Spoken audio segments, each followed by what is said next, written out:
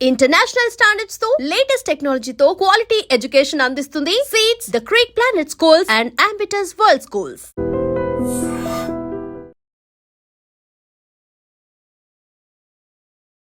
నుంచి ఎలా విస్తరించిన పార్టీ ఏటూరు నగర్ నుండి? ఈ ఏటనగరం నుంచి వెళ్ళి ఇప్పుడు దాదాపు ఇటు గుండాల కావచ్చు, గుండాల, గుండాల, మనుగూరు, ఇట్లా చెర్ల, విస్తరించింది. వెంకటాపురం. చెర్ల, వెంకటాపురం ఉమ్. అట్లా అటువైపు విస్తరించినాం, ఇటువైపు కూడా విస్తరించినాం. అంటే గోదావరి అవతలకు వెళ్ళలేదు, ఇదిలే ఉన్నారు. నేనా ఉమ్. నేను గోదావరి అవతలకు కూడా వెళ్ళా. ఎప్పుడు వెళ్ళారు మీరు? నేను 2007లో పోయినా. అంటే 2007 అంటే 95 నుంచి 2007 వరకు ఇక్కడే తిరుగుతున్నారు. ఇక్కడ ఏముండండి ఇంకా ఆర్గనైజేషన్ ఎలా డెవలప్ చేశారు మీరు చెప్పిన వెంకటాపురం కానీ మనుగూరు ఈ ప్రాంతంలో?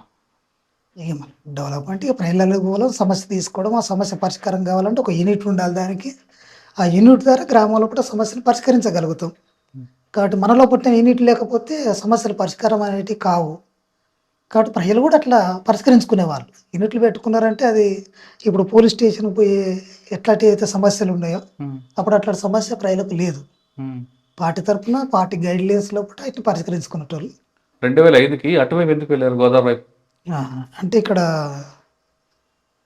ఒకటి ప్రభుత్వం తీసుకొస్తున్నట్లాంటి సంస్కరణలు ప్రజల లోపల, అట్లాగే మెయిన్గా రోడ్లు, రవాణా వ్యవస్థ పెరగడం, ఇక్కంచెలు పోవడానికి. తర్వాత అప్పుడు ఉన్నట్లాంటి టీడీపీ చాలా సీరియస్గా కేంద్రీకరించి పార్టీ నిర్మూలనకు కృషి చేసింది. దాంట్లో అనేక రకాల నష్టాలు జరిగినాయి పార్టీకి. ఆర్గనైజేషన్ పరంగా జరిగింది, అట్లాగనే మిలిటరీ పరంగా జరిగింది. కాబట్టి అన్నిటినీ తట్టుకోవాలంటే అప్పుడు పార్టీ నిర్ణయం మన అవతల పక్క వెళ్ళిపోతే మంచిది అనేది నిర్ణయం తీసుకుంది. అందులో భాగంగా నేను కానీ పార్టీ అనగానే ఆర్గనైజేషన్ అనేది మెయిన్. మీరు చెప్తున్న రైతు కూలి సంఘాలు ఇవన్నీ కూడా, ట్రేడ్ యూనియన్స్, బాలల సంఘం, విద్యార్థి సంఘాలు, ఇవన్నీ పార్టీకి బలం. ఆ బలం క్రమేపీ తగ్గిపోవడం కారణం ఏంటి? మీరు తగ్గిపోవడానికి వాళ్ళ సమస్యలు ఉన్నప్పుడు పార్టీని సేర తీసుకున్నారు, దాన్ని అభిమానించారు, దాంతో ఉన్నారు, పరిష్కరించుకున్నారు. పార్టీ లేకపోతే మనకు జీవితం లేదనేది ప్రజలు భావించారు. కాబట్టి ఇప్పుడు ప్రభుత్వం తీసుకొస్తున్నట్లాంటి కొన్ని అభివృద్ధి కార్యక్రమాలతోటి ప్రజల లోపల రోజుకొక సెక్షన్ నుంచి వెళ్ళి కొంత మధ్యతరగతి సెక్షన్గా మారడం, వాళ్ళ జీవన విధానం లోపల మార్పులు రావడం, విద్య పెరగడం, అట్లాగని అందులోకెళ్ళి కొద్దిమంది టీచర్స్గా తయారు కావడం, దీంతో కొంత పార్టీకి గ్యాప్ రావడం అనేది సాధ్యంగానే అది జరిగింది. డిపార్ట్మెంట్ కేంద్రీకరణ కూడా ఇప్పుడు దాడి తర్వాత ఈ మార్పులు. అంటే ఇది ఒకటైనా కుల సంఘాలు పెరగడం కూడా పార్టీకి దూరం అయిందనుకోవచ్చు. అప్పుడు అంటే అప్పట్లో ఏ సమస్య వచ్చినా పార్టీ వస్తే కానీ పార్టీ కోసం వెయిట్ చేసి ఆ సమస్య పరిష్కారం కోరుకునేవారు ప్రజలు. ఇప్పుడు ఒక్కొక్క కులానికి ఒక్కొక్క సంఘం వస్తుంది, ఆ కుల పెద్ద దగ్గరికి వెళ్ళి కూర్చొని మాట్లాడుకుంటున్నారు. దానివల్ల పార్టీకి కూడా ప్రజలకి దూరం అయింది అనుకోవచ్చా? అంటే ఇప్పుడు ఒక్కప్పుడు ఉన్నట్టయితే ఉండదు. ఇప్పుడు ఆ కుల సంఘాలు కూడా ఏర్పడని దాంట్లో కూడా పార్టీ కొంత కృషి చేసింది. అంటే దేనికి పరిష్కరించుకుంటే మంచిది అనేది, అంటే చట్టబద్ధ పోరాటాలు చేయడం, దాని లోపల నుంచి వెళ్ళి వాళ్ళు అనుకున్నట్లు కొన్ని సాధించుకోవడం. ఈ రిజర్వేషన్లు అంటున్నారు కదా, ఈ రిజర్వేషన్ల ద్వారా కూడా సాధించుకోవాలి అనేది పార్టీ కూడా ప్రజలను ఎడ్యుకేట్ చేసి చెప్పింది కూడా పార్టీ. కాబట్టి దాని నుంచి కూడా ఏంటిది అంటే సమస్యలు కొన్ని పరిష్కరించడం అనేది వాళ్ళకు కూడా అర్థమైంది. అప్పుడు వాస్తవంగా ఈ చట్టాలు ఏంటి, తర్వాత ఈ రాజ్యాంగం ఏంటిది, దీని లోపల మన సమస్యలు పరిష్కారం అయితాయా, ఇవి కావు.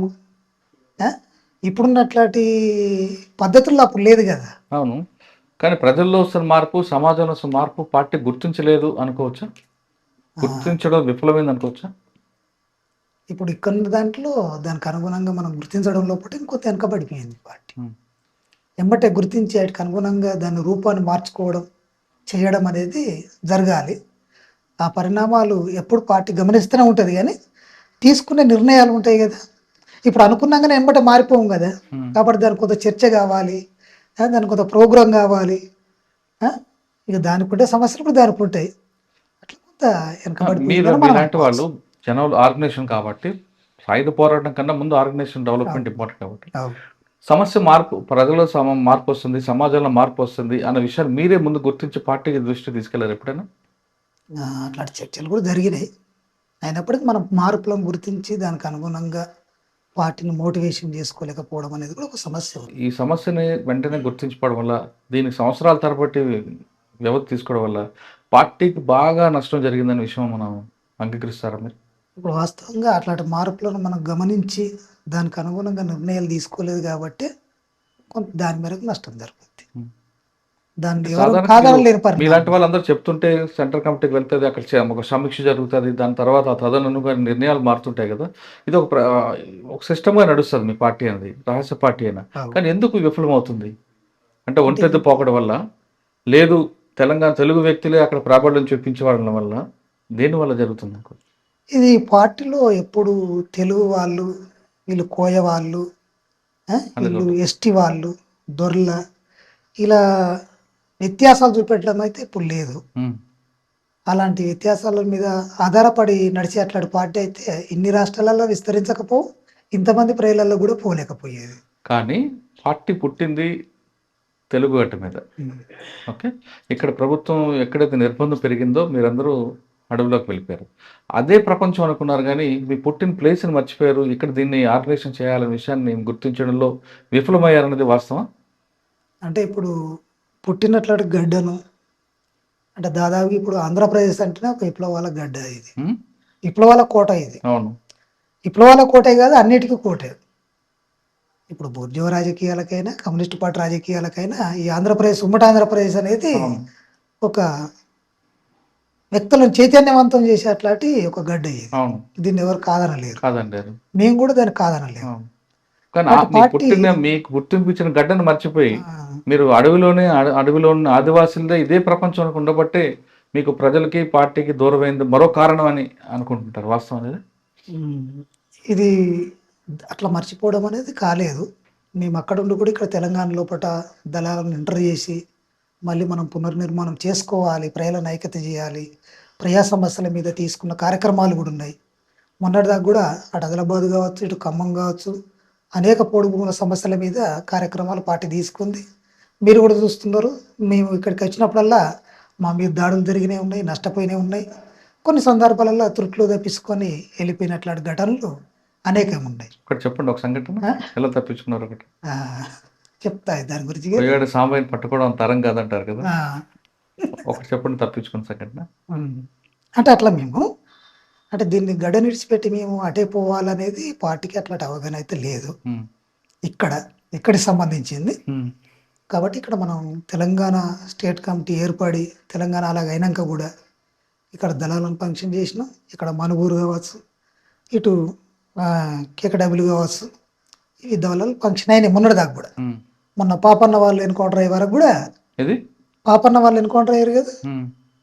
ఇది మన ఏటునగరం ఏరియాలో, అవును, తిర్యాని. ఇది భద్రు అనేవాళ్ళు. అవును. అప్పటి వరకు కూడా తెలంగాణ గడ్డలో నిర్మాణాలు చేయాలి, ప్రజల దగ్గరికి వెళ్ళిపోవాలి అని అట్లాంటి నిర్ణయంలో భాగంగానే వాళ్ళు ఇక్కడికి రావడం అనేది జరిగింది. ఉమ్. అట్లా దీన్ని ఎప్పుడు వచ్చారు, పార్టీ కానీ మర్చిపోదు. ప్రజలు మీకు ఆదరించారు ఇక్కడ. ఆదరించిండ్రు అని అంటే ఉన్నట్లాంటి ఒత్తిడిలో మునుపున్నంత ఆదరణ లేదు, ఉమ్. తగ్గింది అది. ఓకే, మీరు ఏటూ నాగర్ వైపు వెళ్ళారు, ఏటూ నాగర్ దాకా గోదావరి దాటి వెళ్ళారు. అక్కడున్న సమస్యలను గుర్తించారు మీరు. ఇక అప్పుడు అక్కడ ఉన్నట్లాంటి సమస్యలు, ఇక్కడ ఉన్నట్లాంటి సమస్యలు అక్కడ కూడా సేమ్ ఉన్నాయి.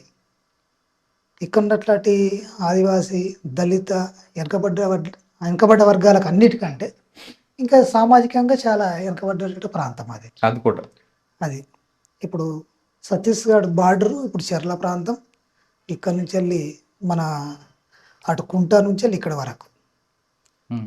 చాలా వెనకబడ్డటువంటి ప్రాంతమే అది. ఉమ్. ఇక దాని లోపల పార్టీ ప్రధానంగా కరెక్టే అన్న. మీరు పార్టీ వెళ్ళిన తర్వాత ఎలా డెవలప్ అయింది అక్కడ? మేము ఒక జనతా సర్కార్ ఏ విధంగా డెవలప్ చేసింది, మీరు ఆర్గనైజేషన్ ఎలా డెవలప్ చేసుకొచ్చారు? ఇప్పుడు మేము వెళ్ళినటువంటి ప్రాంతం లోపల ఫస్ట్ మేము తీసుకున్నది ఏంటిది అని అంటే, వాళ్ళని ఫస్ట్ ప్రజల లోపలికి పరిచయాలు చేసుకోవడం కోసం ఒక దళం వెళ్ళింది. భాష ఇబ్బంది కదా? ఆ? భాష భాష ఇబ్బంది, ఉమ్. నేర్చుకోవాలి. ఎందుకంటే ఇప్పుడు ఒకదాన్ని మార్చాలి అంటే మనం మారాలి, అవును. కాబట్టి మనం మారకుండా దాన్ని మార్చలేము, ఉమ్. అది ముఖ్యమైనది కదా. అవును. కాబట్టి ఎలాంటి వాళ్ళనైనా పార్టీ ఆ ఎడ్యుకేషన్ ఇస్తుంది. అట్లా మారవడం కోసం అక్కడ ప్రజలు కూడా కృషి చేస్తారు. మనం ఉమ్. వాళ్ళ భాష నేర్పి వాళ్ళతో కలుపుకోవడం కోసం బాగా కృషి చేసేవాళ్ళు. ఉమ్. అట్లా ఫస్ట్ మేము దాన్ని సాధించినాం. భాష మీద కొంత పట్టు సంపాదించగలిగినాం. తర్వాత ప్రజలను కూడా వాళ్ళ ఆర్థిక విషయాల లోపల కావచ్చు, వాళ్ళ వ్యవసాయం లోపల కావచ్చు, వాళ్ళు ఉండే అట్లాంటి సాంస్కృతికంగా కావచ్చు, ఇలాంటి మార్పులు ప్రజలలో పార్టీ తీసుకొచ్చింది చాలా మేరకు. ప్రజలు దాన్ని ఆహ్వానించిండ్రు, పార్టీకి చాలా మద్దతు కూడా ఇవ్వగలిగిండ్రు.